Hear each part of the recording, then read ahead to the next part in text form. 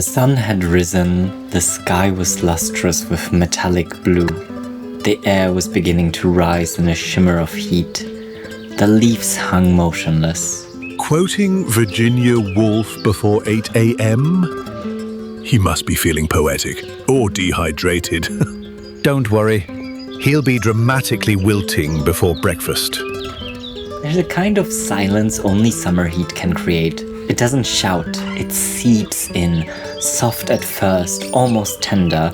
The garden is still in the shade, the stones still cool underfoot. For a moment you can pretend this day will move gently. So I do the small things, I open a window, I water the plants, the dogs stretch, I make coffee, I try to stay ahead of it, before the weight of the heat catches up. But even as the shutters close behind me, I know this is going to be one of those days.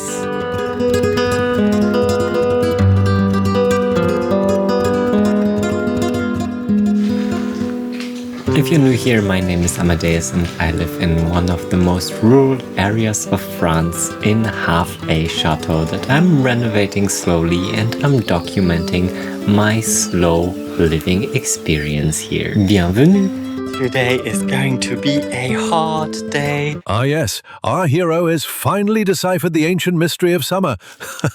Next up, realizing water is wet. I see you're being charming as ever. I'm trying to squeeze in the walks before the heat kicks in so that Anita gets to run a bit, you know?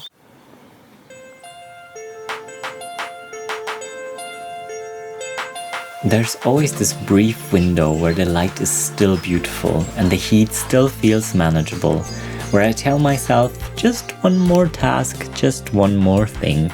I leave the downstairs shutters open a little longer, just enough to pretend I'm still in the control of the day, but the sun isn't subtle here. It slides over the stone, pushes into the rooms, finds every surface it can kiss too long. I start moving more slowly. The kind of slow that isn't for show, just necessary. Eventually it's time. The house goes dark, not out of drama, just out of instinct. This is how you live with the heat, you hide from it. We enter fortress mode, all light banished, all hope postponed. The chateau has seen many things. Today it sees nothing, by design. And then you try to keep your mind cool. A book, a quiet moment, another position on the sofa, the illusion of breeze. Currently starring in a one-man adaptation of Les Miserables, Summer Edition. He calls this slow living. I call it horizontal survival.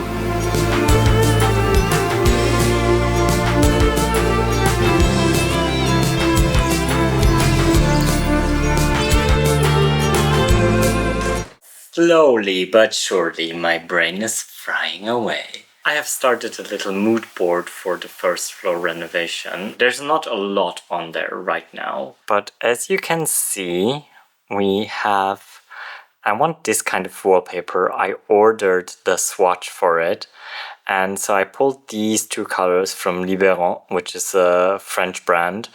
I'm gonna have like oak kind of parquet floor, and this buffet, this kind of style buffet behind my bed head. I'm like sticky everywhere. It's just disgusting. I'm thinking to put this buffet behind my bed head and having my bed in the center of the room, and then just having it like cottagecore meets chateau.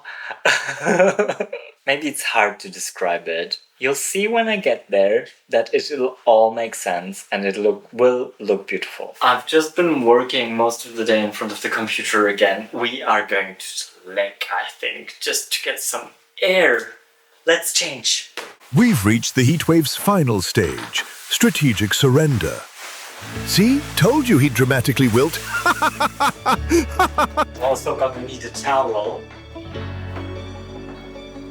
Put it on some sandals or water shoes.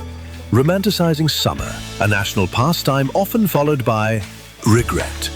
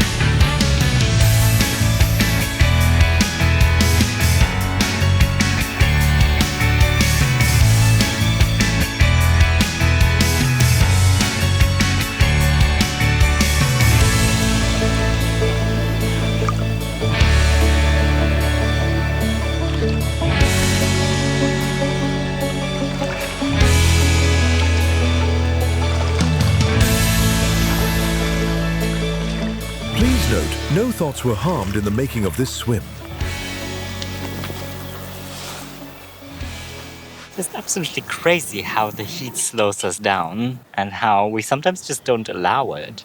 And I think Virginia Woolf sums it up beautifully in this very first paragraph that I cited. All the world is slowing down. You know, it's different to winter where you slow down and you cozy up. It's like slowing down, but also being more extroverted, being more towards the outside. And I think profiting and learning to profit from those beautiful things that are around us and the beautiful people who are around us sometimes as well, that we forget, you know. Life is so precious and it's just so full of little moments that are just waiting to be enjoyed.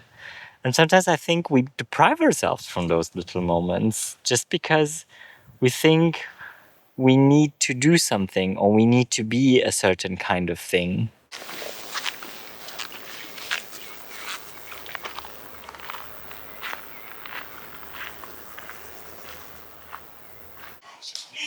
I'm back. I thought we'd make some ice cream. What do you guys think? Mwah!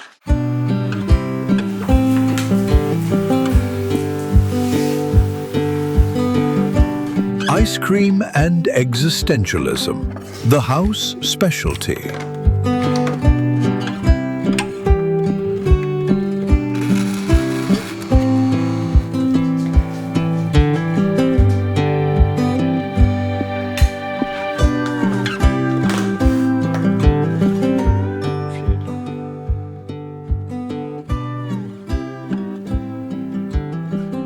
I'd bought these apricots days ago and somehow never found the time. Isn't that always how it goes? The things that are meant to bring us joy get postponed, saved for later, for when we're less busy, for when it's cooler. But today I finally made it. Nothing grand, just a simple tart in the air fryer. But it felt like a small, delicious victory.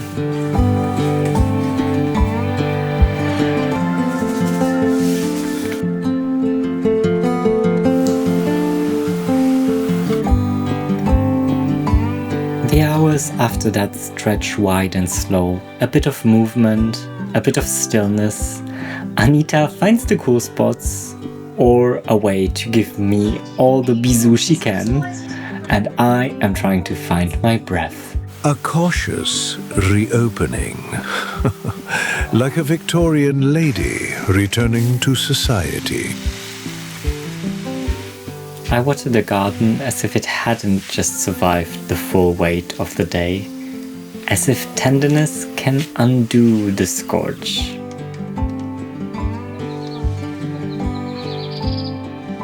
There's really not much more to do than just be present, because this heat strips you of everything.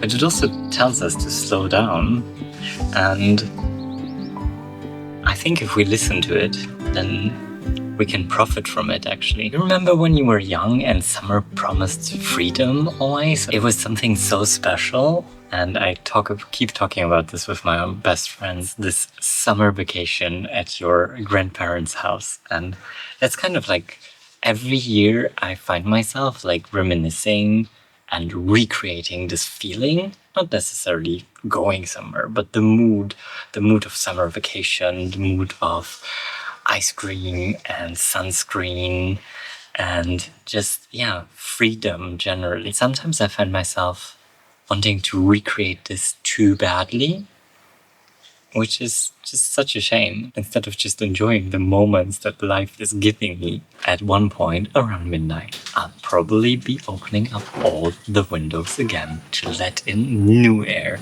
to then start anew from tomorrow on, closing up all the shutters, all the windows, and partially living in the dark, because it's summer in the countryside. All that is left to say is à bientôt et au revoir from the southwest of France. Bisous and bye! And thus concludes our tale of sunstroke and self-discovery. He thinks he's survived the worst, but August is coming.